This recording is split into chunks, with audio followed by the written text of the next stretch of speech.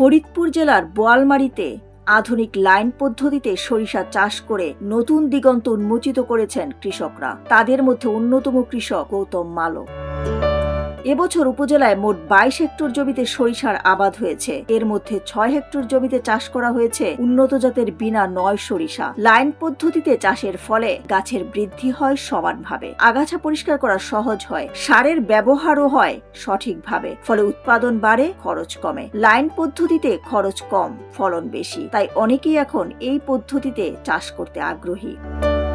কৃষি কর্মকর্তারা বলছেন, আধুনিক পদ্ধতিতে ও উন্নত জাতের বীজ ব্যবহারে কৃষকদের লাভবান হওয়ার সুযোগ বাড়ছে। বোয়ালমারী উপসহকারী কৃষি অফিসার অভিজিৎ বিশ্বাস বলেন, এই পদ্ধতিতে চাষাবাদী কৃষক দ্বিগুণ লাভবান হবে বলে জানান তিনি। ফরিদপুর জেলায় বোয়ালমারী উপজেলায় সর্বপ্রথমে লাইনে আমরা লেআউট পদ্ধতিতে সরিষার চাষ করা শুরু করেছি। সর্বপ্রথম আমরা লাইন করে কিন্তু সরিষা বপন কাজটা করেছি, এবং যাতে কৃষকরা উদ্বুদ্ধ হয় আমরা চেষ্টা করেছি যে প্রণোদনায় 2025-26 অর্থ বছরের যে প্রণোদনা আমরা দিয়েছি কৃষকদের মাধ্যমে বিনামূল্যে বীজ এবং সার, সেটাও লাইনে করার আমরা চেষ্টা করছি। বোয়ালমারী উপজেলা অফিসার আলফি রহমান বলেন, এই বছর আমরা বোয়ালমারীতে 6 হেক্টর জমিতে নতুন লাইন পদ্ধতির চাষাবাদ শুরু করেছি। এই চাষাবাদে আমরা কৃষকদের সার্বিক প্রশিক্ষণ ও সহযোগিতা করছি। বোয়ালমারী উপজেলাতে প্রায় 6 হেক্টর জমির মতো জায়গায় আমরা যে লাইনে বপন করেছি।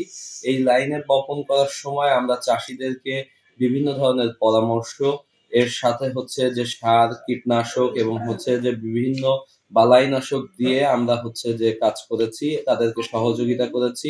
লাইন পদ্ধতিতে সরিষা চাষে তেমন অতিরিক্ত খরচ নেই, কিন্তু লাভ তুলনামূলক বেশি, ফলে দিন দিন এই পদ্ধতির প্রতি আগ্রহ বাড়ছে কৃষকদের মধ্যে। সরিষা চাষী গৌতম মালো বলেন, কৃষি কর্মকর্তাদের পরামর্শ ও সহযোগিতায় আমি প্রথমবারের মতো লাইন পদ্ধতিতে সরিষা চাষাবাদ শুরু করেছি। উপজেলার সহকারী অফিসার অভিজিৎ দা আমাকে বিনা সরিষা নয় দিছে।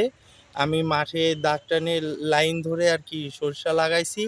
আগে কখনো লাগাইনি, এখন এটা লাগাই অনেক ভালো হয়েছে। হলুদ সরিষা ফুলে এখন যেন সোনালী স্বপ্ন দেখছে বোয়ালমারীর কৃষকরা। আধুনিক পদ্ধতির সফল প্রয়োগেই বদলে দিচ্ছে কৃষির চিত্র, আর সেই পরিবর্তনের সাক্ষী আজ বোয়ালমারী।